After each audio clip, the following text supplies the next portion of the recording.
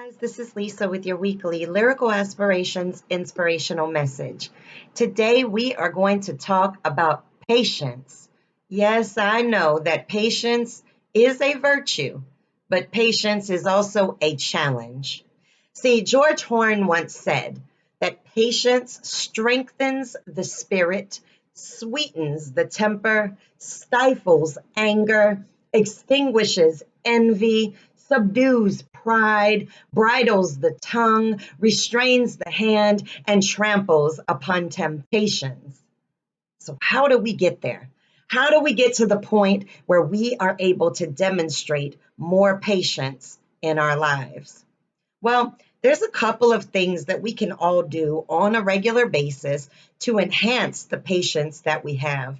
Now, the very first thing that I'm going to tell you that you have to do, and it's something that I do as well, is stop claiming what you are. And what I mean by that is, as an example, I will consistently tell people that I am an impatient Aries. Well, by saying that, by owning that, I live within that world of impatience. So that's the first thing is do not claim that you are impatient because if you do, you will not be able to find that path to patience that you're looking for. So once we understand that we have to talk to ourselves in the way that we want ourselves to be, that means that when we talk to ourselves, we tell ourselves that we are patient, that we are capable of being patient, and that today we are choosing to be patient. So, how do we move forward from there? Well, the very first thing outside of how you talk to yourself that you have to do to start building patience is you have to learn how to make yourself wait. Now, you can do this in small ways, and I do recommend that you start small and then build out from there. But here's a good example of making yourself wait. Have you ever pulled up into a fast food line? You get your food, those fries are piping hot, honey. I mean, you want those fries like nobody's business. So you dig in right there in the car. I mean, right when you leave the drive through, you are digging in, you are indulging, you are enjoying, you might even be burning your mouth on those hot fries. What I would tell you to do is force yourself to wait until you get to the destination you're going. Maybe that's home, maybe that's back to work, whatever it is, but wait until you get there to enjoy your French fries. Now, some may fight with me and say, but they're better when they're piping hot. I get that. I understand that. This is just a challenge to make yourself wait. Make yourself be patient for that lovely food that you're about to eat. Now, that's just starting small. When you go from there, then you'll be able to expand out. So once you're able to find a sense of patience within the small things, you'll be able to expand that out to the larger things. Now, another thing that you've got to stop doing is you got to stop spending time doing things that are not important or that are out of your control. We spend a lot of our day's time doing things that are not important to the goals that we have set for ourselves. An example of that is, do you sit on social media for hours at a time? Are you chasing down followers? Is that helping your goal or your patience? Is that bringing you what you want? Also, if things are out of your control, such as you're not responsible for other people's choices, do you run yourself all over the world trying to convince people about the choices they're making for their lives? This is time that you could be spending on not only your goals and your dreams, but working on your own patience. So you must constantly look at your life, look at what you do on a weekly basis, and try to eliminate 1 to 2 things that are of no relevance, that are not important to your goals and your destination in life. Now, the other thing that I would highly recommend when we are talking about patience is dealing with things one task at a time.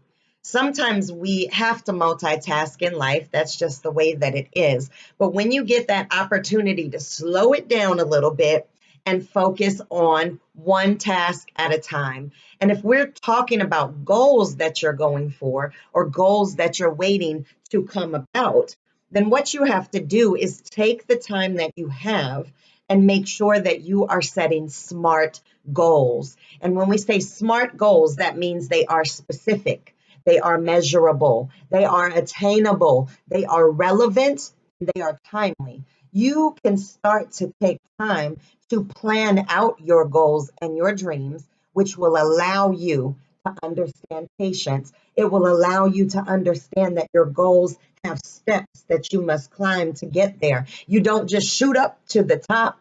You have to climb those steps. And as you set the goals and you start to understand what is going to make this goal measurable, attainable, all of these things, now you're going to start to see that I must be patient to get to that first step first, then the second step, not the top step.